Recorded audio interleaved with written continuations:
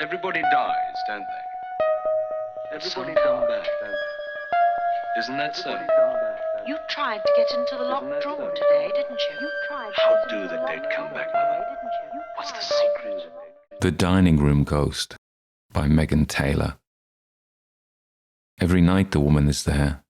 Every single night as you follow the crooked Victorian steps that wind down from the nursery with the baby hot and heavy on your shoulder, you know that she will be there, waiting. She is always in the same place, in the dining room. She keeps to her own particular corner, hovering with the shadows beside the ticking grandmother clock that came with the bricks and mortar. Another period feature, you tell your husband when he phones. Always she stands in that same grey spot, with her head bowed and her shoulders hunched, her hands knotted at her thighs. Beneath her long dress, her feet are bare and stained. Between the dirt that strings up from her soles like seaweed, her ankle bones shine. They are so pale as to be almost blue. Her toenails glint like broken glass. Her feet are her most distinctive feature. The patches through the grime are the only sections of her skin that you can see clearly. Her tangled hands are sketchy, roped against her cloud-like dress, and because of the way in which her head droops, you have never once yet seen her face. For many nights, you have dreaded that moment when her head will rise, when finally you'll feel her gaze on yours. You have dreaded it so sharply, so repeatedly, that at times the fear has twisted as a blade might. And get over it, you think then. Just get it done. Although perhaps it's simply because her hair is so unnerving. While she holds the rest of her so perfectly still, those hanging curls hint at motion, so that you find yourself imagining lice and squirming beetles, a darker flicker between the tangles. If you were able to hear them, they would click and whisper. They'd rustle like bin bags, like the things that you might find in bin bags scuttling rot. Sometimes you feel the itch of them on your own scalp, their countless catching furry legs. Every night, count those steps, 13, 12, 11, 10.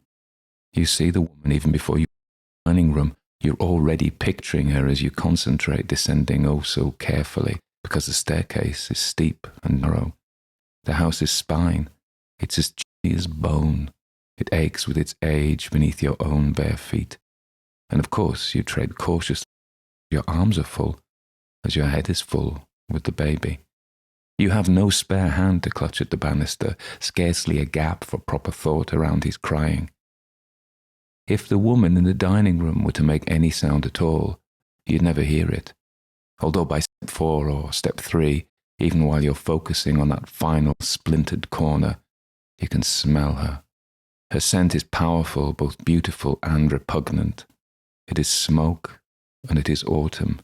She is the mulch that hides beneath the golden fall of leaves, and she is carbon. She is pink match heads scorched black, and the cold hollow of a long-dead hearth. She is the ashes there piled in cobwebbed layers, as fine and feathery as lace. The woman smells of everything that your baby doesn't. As he reels against your breasts, he is all hot, dreaming flesh and wet toweling, thrumming with such ferocious, beating life. Nevertheless, you can imagine how very easily his sense might be consumed by hers, lapping over the pair of you in sooty tide. Well, at least you have company, your husband tells you. His voice, kept deliberately light, creeps tentative through the crackle on the line. But never for long. You have tried to explain how quickly your ghost can vanish, fluttering out like ancient celluloid, scratching back into the wall's dim grain, and how her disappearing can at times be as disturbing as her presence. And yet, you laugh into the receiver as if you're not scared. It's an odd sort of laughter, though, giddy and gulped. And with the long distance you hear it echoing back at you, your giggles transformed into something strange, the strangest laughter. It's as if there is another woman, yet another woman, trapped amid the static, or else holed up, even further away, in your husband's hotel room. Isn't it possible that he has company of his own? Lately, When you reach the dining room, you pretended to ignore your waiting ghost, as you pretend that what you're doing downstairs is soothing your frantic, screaming son. The hard chill of the dark lacquered parquet is undeniable. It rises up through your soles, so much less giving than the creaking steps, and yet you walk single-mindedly across the room. You turn on the stereo, attempting to swamp the crying or at least locate some different rhythm underneath it, and while you do so, you no longer look directly towards the grandmother clock, but only hold that corner of the room in the corner of your eye. In that manner, you're sometimes able to keep the woman, to contain her. You'd rather know exactly where she is. Clutching the baby and fumbling your steps as you attempt to dance, you have feared her flying at you, unreeling like some devil in a horror film, attacking. But as your son battles against you, his crying intensifying, you wonder if it's the woman who is angry. Before the baby was born, when you first came to live in this house, this most desirable of properties, so different from the Lego-like rooms where you grew up, the woman wasn't there. Or if she was, you couldn't see her, as your husband still can't see her on his fleeting visits between work. Back then in the summer, every elegant room, every corner had been dappled with light. Dust motes swam like cotton fluff and twinkled as they turned. And wherever shadows did manage to fall, they were gentle things, velvety, laden with your hope, as your body was laden, tingling with your life, and more. It's a struggle to conjure that time back now, to believe in it. The house then so sensuous around you, and how you drifted through it, safe in your proud growing body, your shared body, all of it carried so carefully that August warmth. It's difficult now that your body feels full of blackness, now that there's nothing but black in that space where the baby isn't any longer. Even as he was being born, you seem to sense it pouring through you, a clumped emptiness rushing to fill that gap. It makes no sense, and yet, so strongly had you felt it, that you'd expected the blood that seeped out of you to be black too, blacker than mud. Instead, it was scarlet, crimson, as bright as a balloon. It had surprised you, as your milk continues to surprise you with its pallor. It creeps out of you as you danced. This milk that the baby wants so furiously, so feverishly, but fights to drink. It stains the baggy t-shirt that you wear to sleep in. It leaves white wilting petals on all of your clothes. You first glimpsed your ghost on the night that you returned from the hospital, your son just 4 days old. There she was, in her corner, a streak of cold, of frozen time, beside the clock's tick-tock.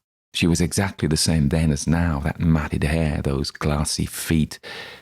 You didn't scream that first night, but you did flee, clumsily coddling back up the twisted steps, back to your bedroom, to where your husband had been then, sleeping. You woke him. "There's a woman," you said, a ghost, downstairs. Yet practically right away you found yourself smiling, instinctively returning your husband's bleary grin, his shaking head. It was ludicrous, you both knew it, especially coming from you, when you'd always been the clear-minded one, bold, pushing for this beautiful house and then pushing for the pregnancy, always knowing exactly what you wanted and then making it happen. It's sleep deprivation, your husband had said, escaping dreams. And as you nodded, he'd reached across the covers, eased the wriggling baby from the clamp of your arms. "Poor thing," he said, "poor frightened thing." Except the next night, of course, the woman had been there again, and the next, and despite your fear, as whole months have passed, you have come to study her. She remains dreadful, but you're fascinated. Her pristine stillness, her precarious bones. Inside the smudged hang of her dress, she's scarecrow thin, and you have considered the possibility that she isn't a ghost after all, but a witch, or perhaps some kind of combination, a witch ghost. You suggested to your husband yesterday evening when he called, and then you tried not to hear his replying sigh. It has seemed natural, essential even, the way in which the woman has become such a long-standing joke, except that maybe by now the joke is wearing through, becoming a tired story like the others you recite, tales about rambling, strolls in the bare-treed park and the support of parent groups, and happiness. Far away your husband sighs, and again you hear your own strange laugh, and nothing changes. The baby cries. The woman waits. You do not share her patience. As you dance your ridiculous dining room dance, clenching your son tighter when he heats and buckles, as the crying continues impossibly on and on, it strikes you. Perhaps she isn't patient. She isn't waiting. Maybe for all these nights, it has been you. You who has felt the dread warp and transform, twisting into anticipation. You in this dining room, sensing hunger, your own hunger, you realize. Your eagerness for the woman to look up, to see you, for the connection to be made. With your fingers scrabbling around your squalling son, you understand. Get it over with. Just get it done. And at last you can imagine it so cleanly, so clearly, how you will set your sadness down and how, in exchange, you might be granted silence. You think of this house without the telephone ringing and free of your own laughter, free of his screaming. This is what you have been longing for. Her silence wrapped about you as soft as fog. You can feel how close it is. So close. You see it happen. Your damp hands opening, the letting go. The baby, finally, lying still before her dirty, shining feet.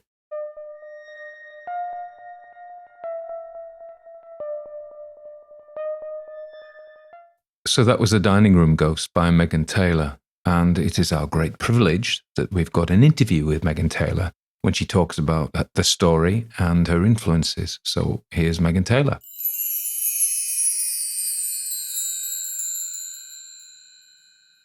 So, Megan, welcome to the Classic Ghost Stories podcast. We've just heard your story, The Dining Room Ghost, and I want to talk about that story. But first of all, I'd just like to know a little bit about yourself. Hello, Tony. Thank you so much for having me. And thank you so much for recording my story and reading it so beautifully. Yes, my name's Megan Taylor. I'm the author of 4 novels and a short story collection and lots of other short stories. Quite a few of them of a spooky or darker variety. I live in Nottingham. So I grew up in South London. What made you go to Nottingham? Oh, it was with my ex-partner's job, actually, but I was such a southerner, I didn't even really know where Nottingham was at the time, I'm very ashamed to say. City of caves, though. I remember going to Nottingham and being really impressed by the caves underneath it, particularly under the castle. And there's the pub, it's built into the rock wall, isn't it? The ye old trip to Jerusalem. Yeah, great caves and lots of great pubs. Yeah, it's a lovely city, and I've felt very at home here. There's a very excellent writing community here as well, which have been incredibly welcoming. Do you support yourself from your writing? No, I do. I work part-time as running creative writing workshops and courses for various people like Writing East Midlands and the universities and things. But I also have a day job, another part-time job as a school library assistant. So lots of book-related things generally. And I mean, do you think that it's essential for a writer to read? Absolutely. I read all the time, and I'm not really sure why you would want to be a writer if you didn't love reading. No, absolutely, yeah. What about the short story genre? That's been a particular focus of yours? Yes, yeah. I love writing my novels as well, but short stories, I think they're a particularly fine art and a tricky art. And yes, when I've been running short story courses, it's surprising how many people don't actually read short stories. They can't name a favourite collection or a favourite writer or even a favourite short story. And I'm not really sure why they want to be doing that if that's not what they're into, because I think it's an often neglected genre, short stories, and it's often one of the finest. Absolutely. Get it right. Very different from writing a novel, though. Very different, very different. The focus is, with a novel, you kind of have to live with it, and you sort of know you're going to have to live with it. And even though both of those forms come to me from character, usually in the first instant, you kind of you know those characters in a much more thorough way with a novel. But I think there's something you have to be a lot more focused with a short story, and probably clearer in a different way about what you want to do. So that leads us neatly onto the dining room ghost, which has, well, 4 characters if you include the baby. Oh, The husband, who's yes. distant, the ghost, Yeah, and the narrator herself. yeah. Unless I've missed one. No, that's quite right. That's quite right. And I really like the way you've included both the baby and the ghost as characters in your description. Oh, yeah, no, they seem to be. I mean, the baby has, well, they both have a role to play, don't they?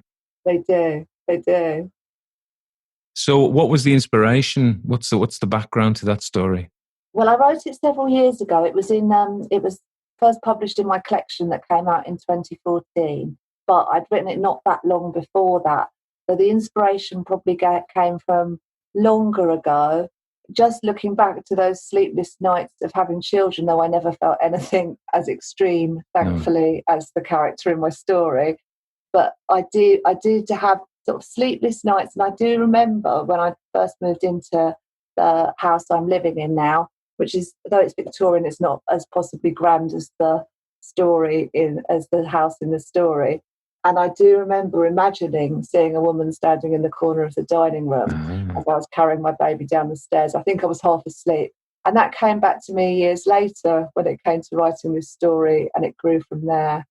So the fact that the house is a dream house, and it seems that the things that she's got are the things she's aspired to have, the wonderful house, the baby, but then when she gets them, there's a bit of a twist. Well, she's obviously struggling, and and there are questions about what the ghost actually is in this story, whether it's possibly an embodiment of her loneliness or her darker desires, maybe sort of a part of herself, a shadow. Yeah, I like that ambiguity when it comes to ghost stories a lot. Absolutely. And so when I read it, I don't support myself by my writing and all by the podcast.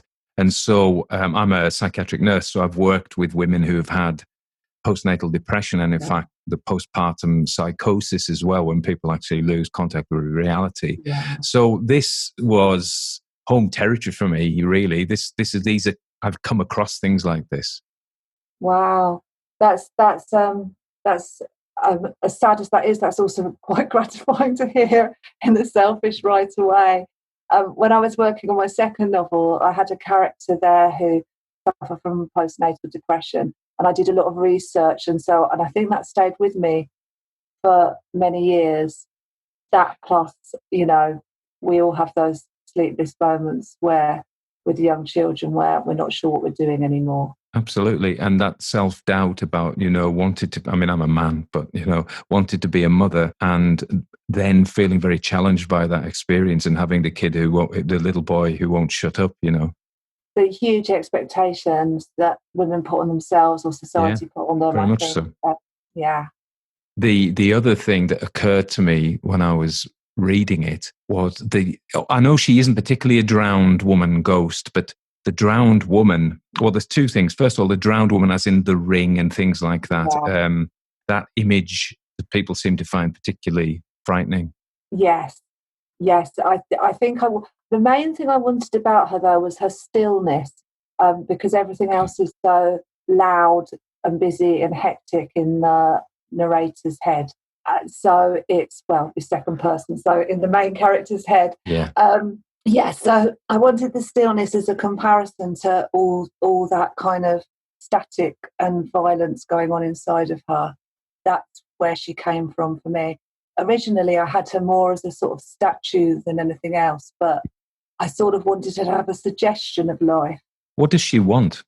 What does the ghost want? I think that's what the protagonist is trying to figure out throughout the story. And there is some ambiguity about the ending, but I think the ghost may represent the protagonists, either their worst fears or their worst desires.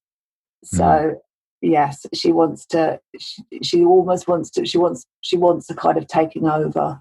Absolutely. So if we're being very Freudian about this, what we'd say would, because this desire to be free of the baby is intolerable to her, that she has to split off part of herself and make that dark shadow, as I think you said, part of herself, the thing that takes the baby rather than her herself. I don't know if that's what you think. You've just described that so beautifully. Thank you so much. Yeah, no, but these are well known. So you've done your homework. These are well known sort of defense mechanisms and things. And of course, the ambiguity of is the protagonist insane, or are they being visited by some spirit? Is, of course, the first one we ever did in the Classic Ghost Stories podcast was The Yellow Wallpaper by Charlotte Perkins Gilman. I love that story so much. I think if there's one of those stories that you really wish you could have written. Yeah, very creepy. It's amazing. You'd have to come from a different era to write it. But yes, I've reread that a number of times over the years. It's one of my favourites. And of course, the other one that we read was the Guy de Maupassant one, the Horla. I insist on calling it the Horla rather than Le Horla. But is he insane, or is he being visited by some kind of thing that's preying on him? A good pedigree for this kind of story. Absolutely, I think that there's a lot of what do you trust in a ghost story? Do you trust the narrator's mind? Do you trust the author even? What's reality? And I think ghost stories are like about that in many ways. And the other thing is, what about this husband? Tell me about him. Well, the husband, he's absent, he is only seen through the protagonist's perspective, so perhaps it's a slanted angle.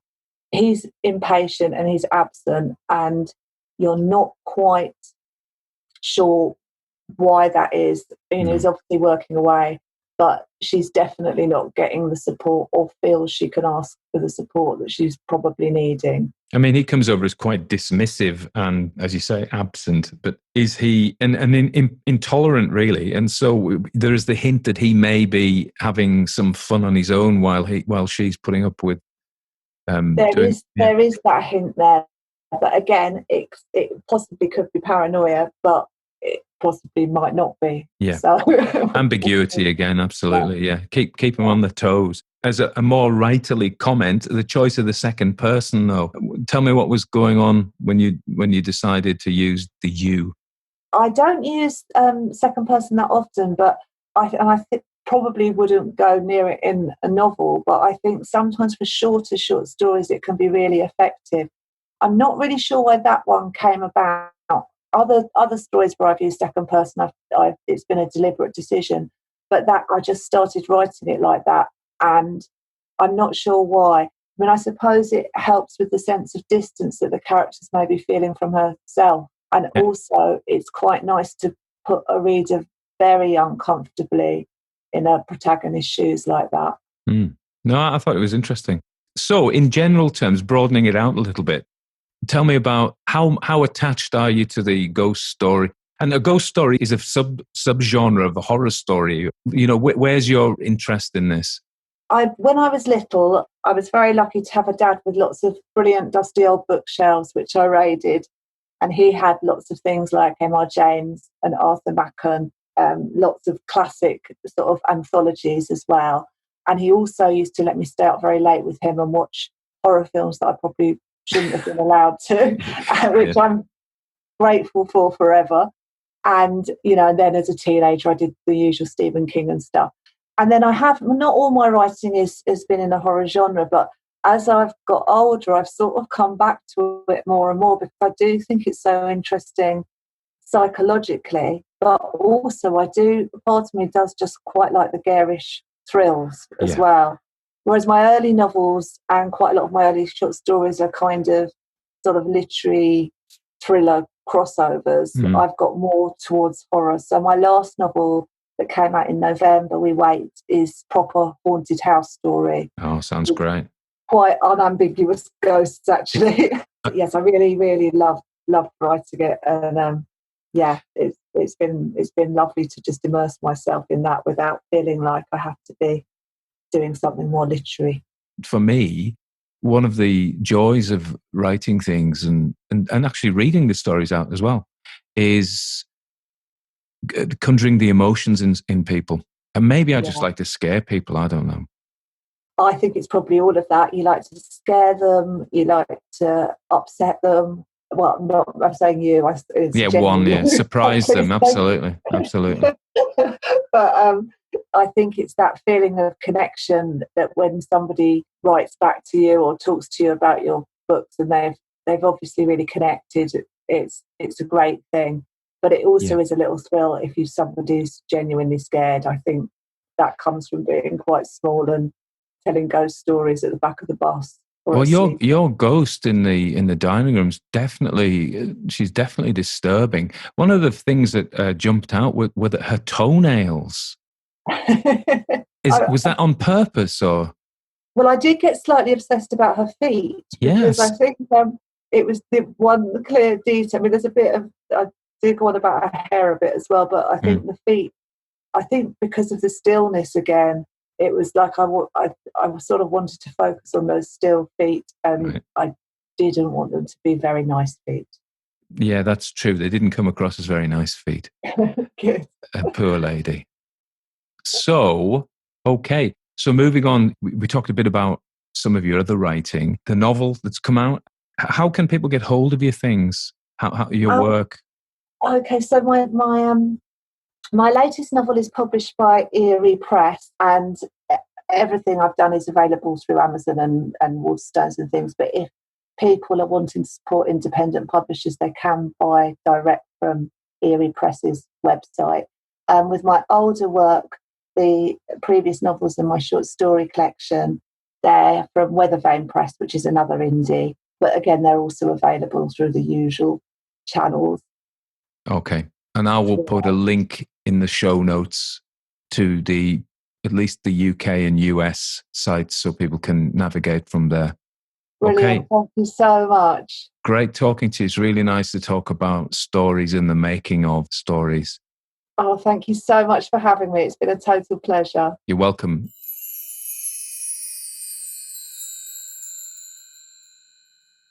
So that was Megan Taylor. As I said, I put some links to her stories in the show notes. So if you click on those, you can get through and buy some of her work. I wanted to say thanks to all the supporters of the podcast. We're still growing. I don't know when it'll stop. I guess it's got to stop sometime, but maybe not yet.